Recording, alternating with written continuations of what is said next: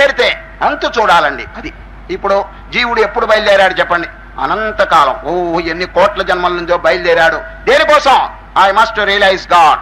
భగవంతుని ఎక్కడి నుంచి మొదలు పెట్టానో అక్కడికి వెళ్ళాలి, పుట్టింటికి వెళ్ళాలి. అది పుట్టింటికి. ఇప్పుడు నది ఎక్కడ పుట్టింది చెప్పండి? సముద్రంలో పుట్టిందండి. కారణం, సముద్రపు నీరంతా గ్రీష్మ ఋతువులో ఆవిరైపోతుందండి. ఆవిరైపోయి మేఘంగా పరిణమిస్తుంది. ఆ మేఘం కొండల మీద వర్షిస్తుంది. ఆ కొండల మీద నుంచి నీళ్లు ప్రవహించి నదీ రూపంగా తిరిగి సముద్రంలో చేరుతున్నదండి. చూచారా? సముద్రంలో నుంచి బయలుదేరినటువంటి నీరు నదీ రూపంగా తిరిగి సముద్రంలో చేరుతున్నది. అనగా నేను ఎక్కడ పుట్టానో అక్కడికి చేరాలి అని నదికండి ఒక సంకల్పం కలిగిందండి. ఎక్కడ పుట్టింది? సముద్రంలో పుట్టింది.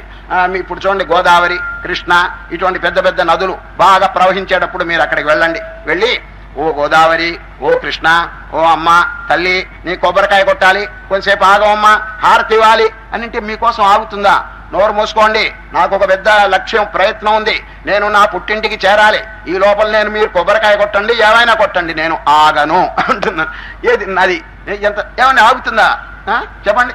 ఎప్పుడు ఆగదండి. ఆ ప్రవాహం అట్లాగే అయిపోతూ ఉంటుంది until it reaches the ocean. అది ఆ ఓషన్ అంటే మహాసముద్రాన్ని చేరే వరకు కూడా నిద్రపోదండి. గంగానది గాని, కావేరి గాని, కృష్ణ గాని, గోదావరి గాని మహాప్రవాహంలో మీరు చూడండి, గమ్యస్థానం చేరే వరకు మధ్యలో ఆగదండి. అదేవిధంగా దాన్ని బట్టి నేర్చుకోవాలి మనం. చూసారా? ఎక్కడ పుట్టాడు జీవుడు చెప్పండి? యతో వా ఇమాని భూతాని జాయంతే ఏన జాతాని జీవంతి యత్ ప్రవిశంతి ఆనందం బ్రహ్మేతి వ్యజానాత్. ఆ సచ్చిదానందంలో పుట్టాడండి వాడు. తిరిగి అక్కడికి చేరే వరకు వీడు ఎన్ని జన్మలో ఈ విధంగా గడిచిపోతున్నాయి కానీ వాడండి అక్కడ చేరవలననేటువంటి అభిప్రాయం చేసుకోవటం లేదండి. నిదానంగా పోతున్నాడంతే. పుట్టడం చావటం, పుట్టడం చావటం, ఇంకా ఎన్ని జన్మలుండి. ఈ వీడి ప్రయత్నం ఎట్లా ఉందో తెలుసండి. ఆ భగవంతుని మర్చిపోతున్నాడండి. మర్చిపోయి తిరిగి అక్కడికి చేరవాలనేటువంటి ఉద్దేశం పోగొట్టుకుంటున్నాడు. అందుచేత ఈ దుఃఖాలన్నీ అనుభవిస్తున్నాడు. ఆ పుట్టింటికి చేరితే ఆ స్వరూపంలో గనక మనస్సు లయం అయితే ఆహా ఎంత ఆనందం! ఇదేనండి ధ్యానం. మానవ జన్మ ఎందుకు వచ్చింది తెలిసిన? To realise the bliss. అది బ్లిస్ అంటే ఏమిటి తెలిసిన? Eternal happiness. అది పరిపూర్ణమైనటువంటి ఆనందం వారి హృదయంలో పెట్టుకునే నిధి. నిధి అంటే ఏమిటి? ధనం. ఆ స్పిరిచువల్ ట్రెజర్, ఆధ్యాత్మికమైనటువంటి ధనం హృదయంలో పెట్టుకుని people are a begging after these happiness. ఈ దృశ్య సౌఖ్యముల కోసం వాడు పరిగెత్తుతున్నాడంటే ఎంత హాస్యాస్పదమైనటువంటి విషయం చూడండి. ఇంట్లో పాయసం పెట్టుకున్నట్టండి ఒక ఆయన. ఇంట్లో పాయసం పెట్టుకుని భిక్షాటనానికి బయలుదేరాట అనే శాస్త్రంలో ఈ ఉపమానం చెప్తారని సరే.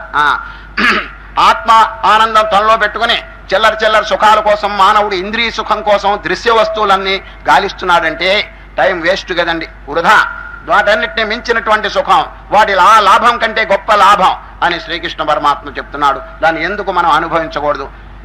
ఈ కొందరు ఏం చేస్తున్నారంటే విషయం తెలుసుకుని మనం భగవంతుని పొందాలని కొంచెం ప్రయత్నం చేస్తున్నారని, కానీ ఆ గమ్యస్థానం చేరే వరకు ఆ ప్రయత్నం కొనసాగించట్లేదు, మధ్యలోనే విరమించేస్తున్నాడండి. సరే, భర్తవారి చెప్తాడండి, ముగ్గురు మనుషులండి, 3 రకాలు. ఉత్తముడైన వాడు గమ్యస్థానం చేరే వరకు ఆగడండి. మధ్యమ తరగతి వాడు ఏదైనా ఈ దైవ కార్యం ప్రారంభించే మధ్యలో ఏదైనా విఘ్నాలు వస్తే ఆపేస్తాడండి. అధముడు అసలు మొదలు పెట్టనేముంటాడు, దైవ కార్యం ప్రారంభించడు. చూడండి, ప్రారభ్యతే నఖలు విఘ్న భయేన నీచై ప్రారభ్య విఘ్న విహత విరమంతి మధ్య. చూడండి, మొదటి వాడేమిటి? ప్రారభ్యతే నఖలు విఘ్న భయేన నీచై. నీచులంటే అల్పులైన వారు అసలు దైవ కార్యం మొదలు పెట్టరు. ప్రారభ్య మధ్యమ తరగతి వారు మొదలుపెట్టి విఘ్న విహత విరమంతి మధ్య, ఏదైనా విఘ్నములు వస్తే ఆపేస్తాటండి. కానీ ఉత్తముడు ఏం చేస్తాడు తెలుసిన? విఘ్నై ముహుర్మురపి ప్రతిహన్యమానా ప్రారబ్ధముత్తమ గుణాన పరిత్యజంతి. ఎన్ని ఆటంకములు వచ్చినా వెనక్కి పోడండి వాడు. గమ్యస్థానం చేరే వరకు ఇదిగో ఏ జన్మలోనో భగవంతుడి నుంచి వేరిపోయినాను, వియోగం, ఇప్పుడు యోగం. చూడ మరల దేవునితో కాదు యోగం. చూడండి, అన్ని భగవద్గీతలో ప్రధానికి యోగం. యోగం అంటే ఏంటి? యుజ్యతే ఇది యోగ, కలవటం అన్నమాట. అది ఇదివరకు విడిపోయినాడు. ఎప్పుడు విడిపోయినాడు ఆ ప్రశ్న అడగద్దని నిన్న చెప్పానండి. ఎప్పుడు ఈ బంధనంలో పడ్డామనే క్వశ్చన్ వేస్తే వృధా, దానికి ఆన్సర్ లేదండి. ఎప్పుడు అనాది అని చెప్పేశారు. ఇప్పుడు దానికి ఫుల్ స్టాప్ పెట్టడానికి మనకు అవకాశం ఉందండి. ఏది? ఈ జనన మరణ రూపమైనటువంటి ప్రవాహానికి, ఈ అద్భుతమైనటువంటి మానవ జన్మలో సద్గురువును ఆశ్రయించి సత్శాస్త్రములు అవలంబించి చక్కగా సాధన చేసుకుంటే తరించిపోవచ్చండి. సరే, ఎప్పుడు మొదలు పెట్టారనే ప్రశ్నకి దానికి ఆన్సర్ లేదు. ఎప్పుడు అంతం అయిపోతుందో మన చేతిలో ఉన్నదన్నది. సరే, మన ప్రయత్నంలో ఉంది.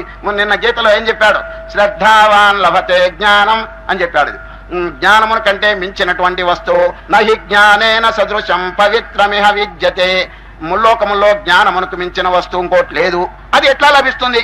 తత్ స్వయం, స్వయం వాడు కష్టపడాలండి సార్.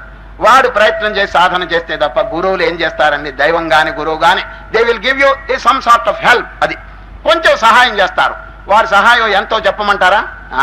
మీరు ఎక్కడికో ప్రయాణం అయిపోతున్నారండి, రోడ్డు మీద పోతున్నారు, దారి రెండుగా చీలిపోయింది. అక్కడ ఒక సైన్ బోర్డు ఉందండి. సైన్ బోర్డు అంటే దారి చూపు, ఏరో పెట్టి రాస్తాడు, ఇదిగో విజయవాడ, మద్రాసు అని చెప్పి ఈ విధంగా రాస్తాడు. పెద్దలు చేసే సహాయం అదండి. They will show you the direction, you have to walk for your self, అంతే. దేవుడు కానీ గురువు కానీ ఆయన ఇటు పోతే నరకం, ఇటు పోతే స్వర్గం, ఇటు పోతే మోక్షం, go on choose for your self అని వారు వదిలిపెట్టేస్తున్నారు. మానవుడు తాను ఇదిగో ఈ నరకం వెళ్తే బాధ కలుగుతుంది కాబట్టి దీని వైపు వెళ్ళకూడదు, ఇదిగో మోక్షం శాశ్వతమైన ఆనందం దీని వైపు వెళ్ళాలని మానవుడు తన యొక్క ప్రజ్ఞ చేత ఆలోచించి మార్గం వెతుక్కోవాలని. పెద్దలు ఎంత సహాయం చేస్తారు చెప్పండి? చూపిస్తారు, ఏలు పెట్టి, నాయన ఇటు పో, ఈ అంతేనండి.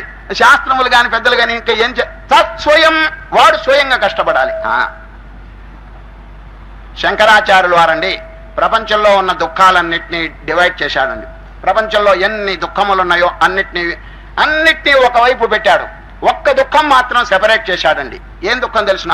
ఆకలి దుఃఖం. ఆకలి దుఃఖం ఒక్కటి మాత్రం సెపరేట్ చేశాడు. కారణం ఏమిటంటే దీనికి ఒక విశేషం ఉందండి. ఏమనగా ఏ దుఃఖమైనా ఇతరుల చేత తొలగిపోతుందండి. ఇప్పుడు శిరస్సు మీద ఒక బరువు ఉందనుకోండి, బాధపడుతున్నాం నడవలేక, అయినా దారిపోయినా కొంచెం బరువు దించవయ్యా అంటే వాడు దించేస్తాడు. అది ఆకలిగా ఉంటే వాడు ఏం చేస్తాడు చెప్పండి? మనంతటా మనం ఆకలి పోగొట్టుకుని అన్నం తినాల్సిందే తప్ప, ఏమండి దారిపోయేవాడా నాకు ఆకలి అవుతున్నది నువ్వు భోంచేయి అంటే వాడు తింటే వీడి ఆకలి పోతుందా? లేదండి, వాడు స్వయం. ఇది వివేక చూడమని ఎంత చక్కని శ్లోకం చూడండి. మస్తకన్యస్త భారాదేహ దుఃఖమన్యై నివార్యతే. శిరస్సు మీద ఉండేటువంటి బరువు ఇతరుల చేత తొలగిపోతుంది. క్షుదాధికృత దుఃఖంతో వినాశ్వేన నకేనచిత్. ఆకలి దుఃఖం మాత్రం వాడంతటా వాడు ఇదో అన్నం తినకపోతే పోదంటాడు శంకరాచార్య చూడండి చక్కగా. అదేవిధంగా ఈ అజ్ఞానం ఎటువంటి తెలిసినా ప్రతివారు తమంతట తాము ప్రయత్నం చేసి పోగొట్టుకోవాలని. అయితే మీరు అడగచ్చు, ఏమండి ప్రయత్నం చేయటం లేదా? మేమంతా పొద్దులేస్తే ఏదో కృష్ణారామ అని అనుకుంటున్నాం, గీతాపారాయణ చేస్తున్నాం, తీర్థయాత్రలు చేస్తున్నాం, ఈ విధంగా మీరు చెప్పవచ్చును. కానీ గమ్యస్థానం చేరే వరకు కూడానండి ఈ ప్రయత్నం ఆపకూడదండి. కొందరు మధ్యలోనే విరమిస్తారు, కొందరు ఏదో కొద్ది కాలం అయిన తర్వాత ఏదన్నా కొంచెం ఆటంకాలు వస్తే నిలిపేస్తారు. అట్లా చేయవాకండి. ఎన్ని ఆటంకములు వచ్చినప్పటికీ నేను ఎక్కడి నుంచి వెళ్ళేదానా పరమాత్మ దగ్గర నుంచి తిరిగి వారిని చేరే వరకు కూడా మనం విశ్రాంతి తీసుకోకూడదు అనేటువంటి స్థిర సంకల్పం ఉండాలండి. సరే, పూర్వం అండి 5 రోజులు పెళ్లి జరిగేదండి. పెళ్లి ఇప్పుడు చాలా తగ్గించేశారండి, అంత మినిమైజ్ చేశారు. 1-2 గంటల పెళ్ళండి ఇప్పుడు. పూర్వం 5 రోజులు పెళ్లి చేసేవారండి. ఎంత కర్మకాండ చెప్పడానికే లేదండి. ఆ 5 రోజుల పెళ్లిలో మొదటి ఐటమ్ ఏమంటే తెలుసండి? కాశీయాత్ర. కాశీయాత్రని పెళ్లి కొడుకండి, పెళ్లి కొడుకంటే ఉడ్బుయ్ ముందు అవబోయే పెళ్లి కొడుకండి ఇది. ఆ పెళ్లి కొడుకు గారు కాశీయాత్రకు బయలుదేరతారండి ఫస్ట్ డే. ఇది ఒక ఆచారం 5 రోజుల పెళ్లిలో జరుగుతుందండి. ఈ పెళ్లి కొడుకు కాశీకి వెళ్ళిపోతాడండి, బయలుదేరితే పిల్లనిచ్చే తండ్రి ఉంటాడు చూడండి, పిల్ల తండ్రి ఆయన దారిలో అడ్డుపడతాడండి. అంటే ఏమిటి? మామగారు, అవబోయే మామగారు అడ్డుపడతాడు. ఏమండి ఎక్కడికి వెళ్తున్నారు అని అడుగుతాడు ఈ అల్లుడు గారిని, కాబోయే అల్లుడు అండి. ఎక్కడికి? కాశీకి. ఎందుకు వెళ్తున్నాను? ఎందుకు వచ్చిన సంసారం ఈ గొడవ, హాయిగా కాశీలో ధ్యానం చేసుకోవాలని నేను బయలుదేరుతున్నాను. అట్లా వద్దయ్యా, ఎందుకు అక్కడికి వెళ్ళి కష్టపడవలసిన పని ఏమిటి, సాధన చేయవలసిన పని ఏమిటి? మా పిల్ల ఒక అమ్మ తయారుగా ఉంది, 16 ఏళ్ల వయస్సు, యుక్త వయస్సు వచ్చింది. ఆమెను వివాహం చేసుకుని లక్షణంగా గృహస్థాశ్రమం పాలించవయ్యా. ఓహో అట్లాగా, అట్లయితే సరే, అట్లయితే వెనక్కిపోతా. ఇదండి ఒక నాటకం అండి. ఈ లాంఛనం జరుగుతూ ఉంటుందండి. మామగారు అడ్డు పెట్టడం, ఈయన కాశీకి బయలుదేరటం. రామరామ, నిజంగా ఆ మామగారు అక్కడ లేకపోయినా కూడా వీడు కాశీకి వెళ్ళడండి ఈ కాలంలో, మళ్ళీ తిరిగి వస్తాడు. ఈ కాలంలో ఎవడండి కాశీకి వెళ్ళేది? అట్లా పోయి అక్కడ సినిమా హాల్ ఉంటే దూరతాడు దాంట్లో, అంతే, ఫినిష్. జరా కాశీ యాత్ర చూడండి, వాడు బయలుదేరతాడు కాశీకి అని చెప్పి, కానీ మధ్యలో ఎవడో వచ్చేటప్పటికి ఆగిపోయి ఓహో అట్లాగా పెళ్లి చేసుకోమంటావా, ఏదో నువ్వు చెప్పావు కాబట్టి చేసుకుంటాను అంటాడు. వాడు అది చెప్పకపోయినా వీడిపోతాడు మళ్ళీ వెనక్కి. ఈ విధంగా కాశీ యాత్ర మోస్తరు ఉండకూడదండి. కొంచెం దూరం వెళ్ళి మళ్ళీ వెనక్కి రావటమా చూచారా. కనుక ఈ ఆధ్యాత్మిక స్థితిలో ఎవరైనా ప్రారంభం చేసినారంటే ఒక్కొక్క సాధన, యమ నియమ ఆసన ప్రాణాయామ ప్రత్యాహార ధారణ ధ్యాన సమాధి 8 అంగములు ఉన్నాయి. 8 సాధనలు చెప్పినారు. ఇక్కడ చూడండి, శమ దమ ఉపరతి తితీక్ష శ్రద్ధ సమాధానం. ఈ ఎన్ని సాధనలండి రామరామ. ఇక భగవద్గీతలో చూస్తామా, లెక్కే లేదండి. ఈ మానవుడు పొందవలసినటువంటి సుగుణాలు గురించి శ్రీకృష్ణ పరమాత్మ ఎంత దూరం చెప్పాడు చెప్పండి. దాదాపు ప్రతి అధ్యాయంలో 12 నుంచి మొదలు పెట్టుకుని చెప్పేశాడండి. How to clear the mind, how to purify the mind. అది అపవిత్రమైనటువంటి మనస్సును శుద్ధం చేయటమే మోక్షం అంటారు చూడండి.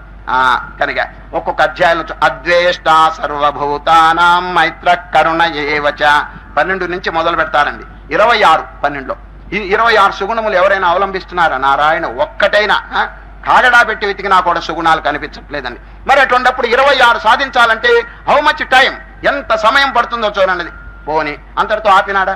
మళ్ళీ వెంటనే 13 అమానిత్వం అదంభిత్వం అహింసాక్షాంతిరాజ్యవం ఆచార్యోపాసనం శౌచం స్థైర్యమాత్మ వినిగ్రహ.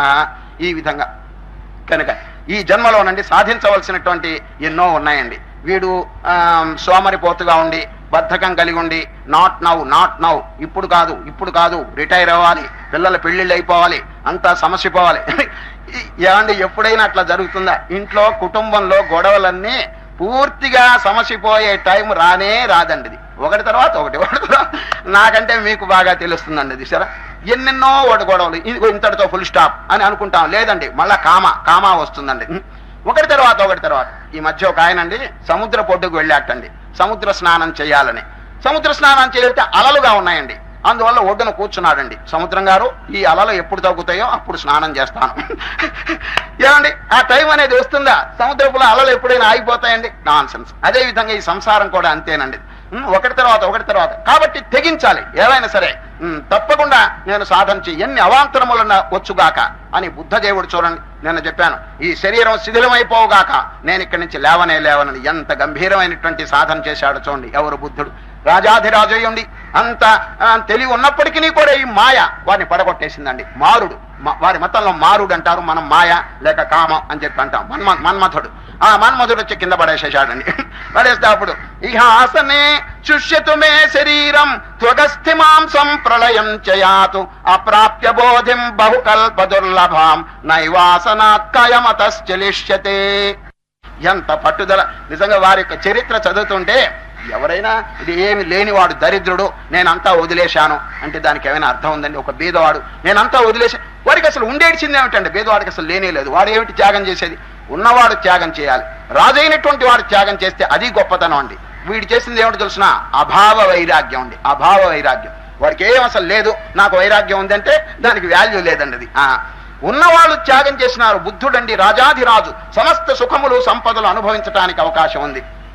తండ్రి ఏం చేశాడో తెలుసండి, ఈ బుద్ధుడు కాషాయ వస్త్రం ధరించి అక్కడక్కడ ప్రచారం చేస్తుంటే తన కుమారుడు వారిని రప్పించాలి, ఏదో విధంగా వారిని రాజుగా చేయాలని ఒక దూతని పంపిస్తాడు. పంపించి నా కుమారుడు ఈ వేషం వేసుకుని ఏదో కాషాయ వస్త్రం తీసుకుని అట్లా ప్రచారం చేస్తున్నట్ట, మీరు వెళ్ళి చెప్పండి నా కుమారుడికి, మీరు రాజు, మీ నాయన రాజు, వారి తండ్రి రాజు, ఇది రాజపరంపరలో వచ్చింది, మీరు ఈ విధంగా భిక్షుకుడుగా ఉంటే దానికి ఏమైనా అర్థం ఉందా? అవమానం కదా. కాబట్టి తప్పకుండా రాజ్యానికి వచ్చి పాలించవలసింది, మీరు వారసులు, హెయిర్ అపెరెంట్ అని చెప్పి దూతని పంపిస్తాడు. దూత వెళ్ళి ఆ బుద్ధదేవుడు బోధ చెప్తుంటే మధ్యలో కదిలించకూడదని అక్కడే కూర్చున్నాడండి. ఆ బోధలో ఈ బోధ ఎంత చక్కగా జరుగుతున్నదంటే ఆ వచ్చిన దూత మనస్సు మారిపోయి వచ్చిన పనే మర్చిపోయినాడండి వాడు. అక్కడ వచ్చి కూర్చుని బుద్ధుని శిష్యుడిగా మారిపోతాడండి. నంబర్ 2 ఇంకొక దూతను పంపిస్తాడు. మొదట వెళ్ళిన ఆయన రాలేదేమని చెప్పి చూడండి, ఆ బోధలో తన్మయుడైపోయినాడు, శిష్యుడిగా చేరిపోయినాడు ఆ దూత. రెండవ వాడిని జాగ్రత్త